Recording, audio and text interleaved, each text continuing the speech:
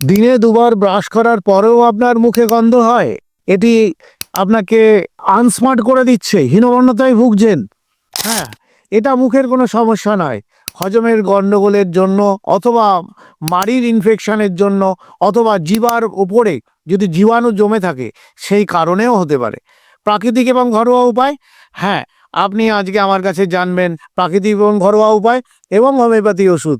পুরো ভিডিওটি দেখবেন, আমি আপনাদেরকে এর সমস্যার সমাধান দেব।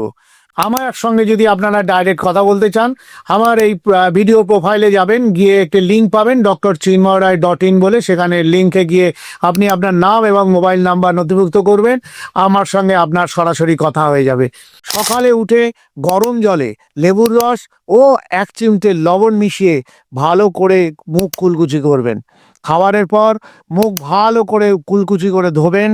এছাড়াও মৌরি অথবা লবঙ্গ চিবিয়ে খাবেন, এতে মুখের ভেতরে যে ব্যাকটেরিয়া থাকে সেটা কমিয়ে দেয়। দিনে অন্তত 8 গ্লাস জল অবশ্যই খাবেন। আমি এবার হোমিওপ্যাথি ওষুধের নাম বলি। মাক্সল 30 মুখে গন্ধ এবং মাড়ির যে স্পঞ্জি ভাব থাকলে, ইনফেকশন থাকলে খুব ভালো কাজ করে। ক্রিওজোট 30 দাঁতের ক্ষয় এবং মুখের যদি দাঁতের মধ্যে যদি কোনো ক্যারিস থাকে, সেখানে খাদ্যকণা জমে যায়, সেক্ষেত্রে খুব ভালো কাজ করে। দিনে 3 বার 4 ফোঁটা করে খাবেন।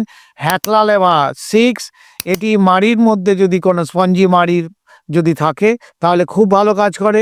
দিনে 3 বার 4 ফোঁটা করে খাবেন। নিয়ম মেনে চললে মুখের মধ্যে কোনো গন্ধই থাকবে না, আর আপনার আত্মবিশ্বাসও হয়ে যাবে ভরপুর। নমস্কার।